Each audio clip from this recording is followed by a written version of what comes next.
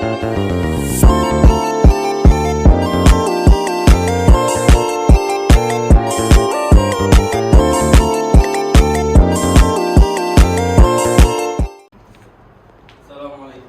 Waalaikumsalam warahmatullahi wabarakatuh. Oke.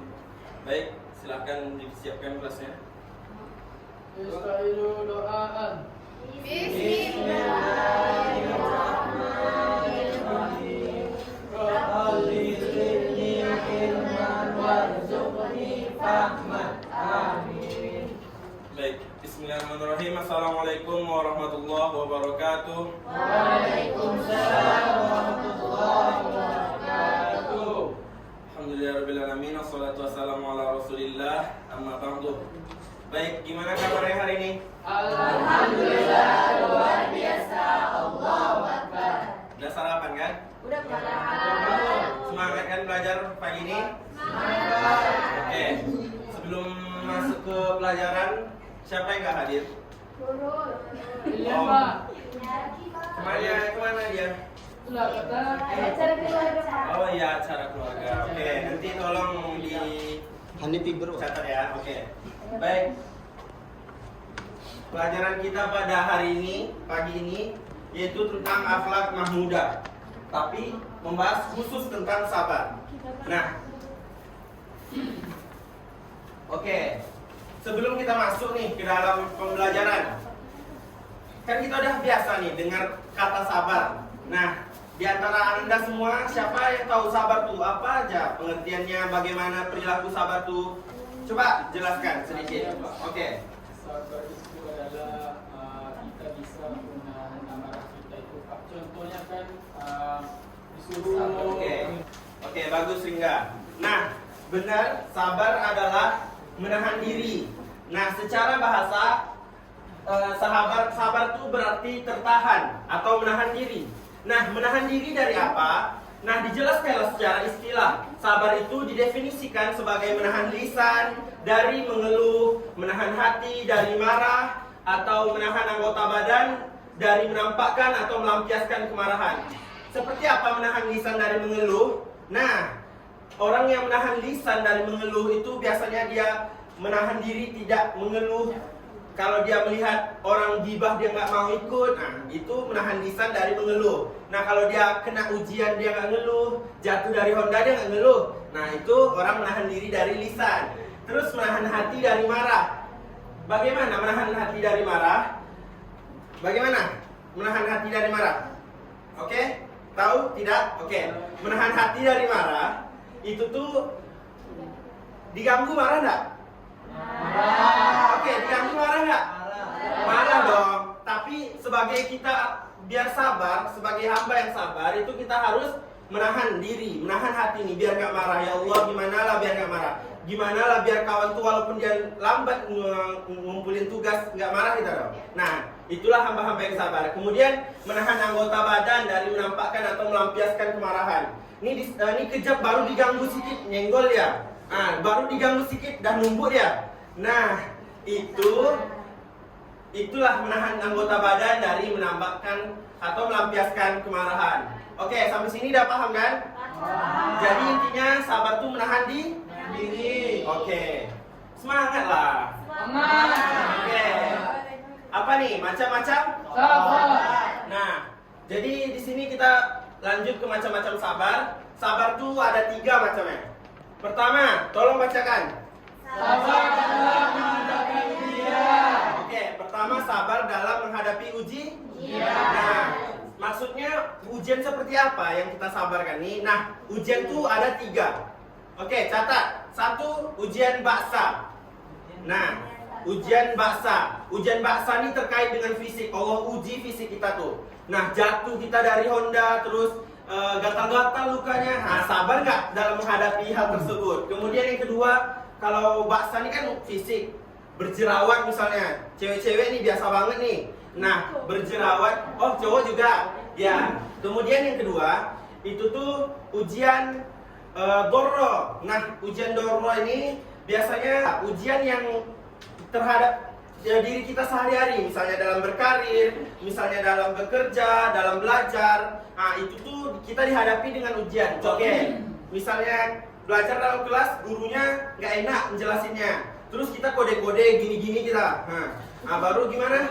Nah, itulah nggak sabar namanya tuh. Kemudian dalam karir, misalnya karir kita terpuruk, kemudian dagangan kita nggak laris, nah itu kita dihadapi dengan ujian dorro, maka kita harus sabar. Oke. Yang ketiga ada ujian zulzilu, nah itu perasaan. Nah ini susah kali ngejelasinnya, karena perasaan ya kan. Nah ujian perasaan ini kayak mana ya contohnya? Ujian perasaan misalnya kita orang tua kita sakit, nah, tentu perasaan kita nggak enak dong. Misalnya kita jauh di sini, nah itu Allah ujilah perasaan kita. Makin taatkah kita kepada Allah atau kita abai gitu.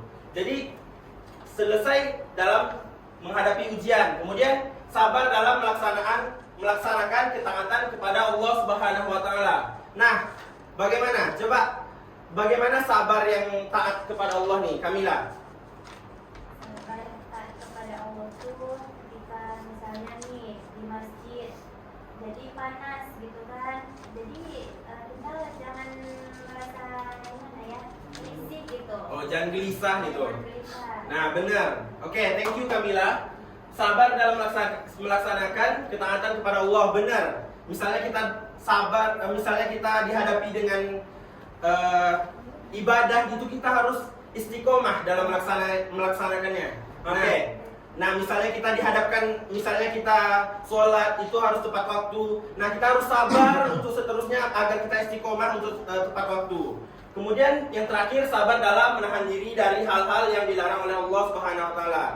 Oke, angkat tangan. Siapa yang tahu apa aja hal-hal yang dilarang oleh Allah tuh? Gosip. Oke, gosip. Oke, pacaran. Ini banyak rasanya nih. Oke, siapa lagi? Berbohong, judi, mencuri. Oke, itu semua hal-hal yang dilarang oleh Allah Subhanahu Wa Taala. Thank you. Kemudian jadi kita harus sabar. Nengok orang pacaran, kita rasanya mau pacaran pula. Itu nggak sabar namanya tuh. Tuh nengok orang mau gibah, kita mau pacaran. Kita mau gibah, maaf, kita mau gibah, orang gibah, kita mau pula ikut gitu. Jadi itu yang salah tuh. Jadi seharusnya melihat hal-hal tersebut kita tahan. Kita tahan agar tidak terjerumus ke dalamnya. Oke, next.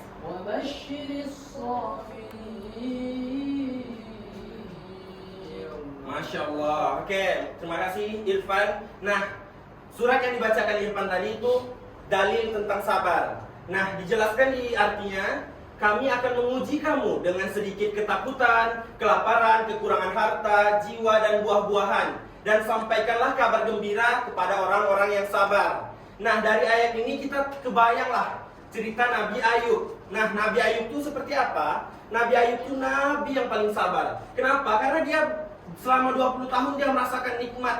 Anaknya banyak, istrinya soleha, terus berlimpah tuh hartanya, ya kan? Nah, tapi dalam 3 hari Allah hilangkan semua tuh. Allah hilangkan ternak-ternaknya, anak-anaknya meninggal, langsung selusin tuh. Nah, ya Masya Allah kan, maksudnya itulah kuasa Allah. Nah, sabar nggak Nabi Ayub nih? Dikasih dia penyakit, Nabi Ayub tuh. Tapi apa yang terjadi? Nabi Ayub sabar apa tidak? Nah, karena Nabi Ayub sabar, maka sampaikanlah kabar gembira kepada orang-orang yang sabar.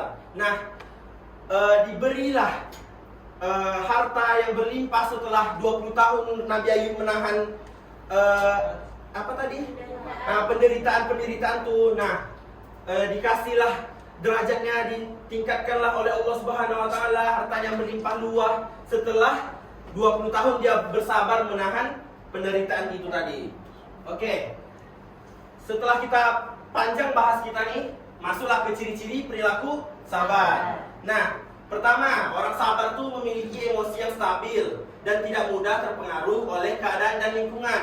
Kemudian tidak mau menyakiti orang lain. Terus memiliki tutur kata dan budi pekerti yang baik. Nah, orang sabar tuh kata-katanya halus, budi pekertinya bagus, gestur tubuhnya pun bagus dalam menerangkan, menjelaskan, kita tuh enak dengarnya. Nah, budi pekertinya pun baik, dia terhadap orang-orang baik.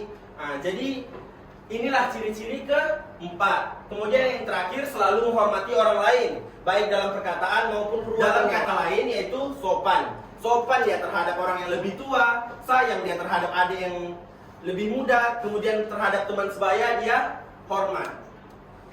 Oke, next. Nah, setelah panjang lebar kita membahas sabar, ada nggak pertanyaan tentang sabar ini tadi? Sebelum kita masuk ke dalam hikmah dari sifat sabar. Ada pertanyaan? Pertanyaannya misalnya, Bapak ada sabar Pak gitu? Ya, Bapak aja kayaknya nggak sabar gitu ya kan? Oke, kita di sini sama-sama belajar. Oke, masuklah ke dalam hikmah dari sifat sabar. Pertama, Allah mencintai hambanya yang sabar. Nah, Allah akan berikan ganjaran yang terbaik. Lihatlah Nabi Ayub tadi. Setelah dia bersabar, apa yang dia dapatkan? Dia dapatkan semuanya, dia dapatkan hartanya, istrinya masih setia, anak-anaknya 2 kali lipat. Nah, ya, maksudnya jadi dari 12 ke 24. Nah, itu dalam ceritanya. Oke. Berarti Allah akan berikan ganjaran terbaik bagi hambanya yang sabar. Oke, pahala juga dikasih. Apa yang enggak itu? Ngapa nggak mau sabar gitu ya kan? Oke, kedua, meningkatkan kualitas diri. Nah, jadi orang yang sabar tuh kualitas dirinya bagus. Dia lebih menikmati hidup, kemudian damai hati dan pikirannya nih, nggak ada pikiran-pikiran lain. Kemudian yang ketiga, mempererat hubungan sesama manusia. Nah, sabar tuh membantu kita meningkatkan pemahaman kita terhadap teman-teman, kemudian menunjukkan empati sehingga dapat memperbaiki kualitas hubungan sesama manusia. Oke, Bapak ulang lagi nih ya. Nih, ini dia. Pertama, ulang. Allah mencintai hambanya yang sabar. Nah, Allah mencintai hambanya yang sabar. Kedua, Meningkatkan kualitas diri. oke, meningkatkan kualitas diri. Ketiga, Mempererat hubungan sama manusia.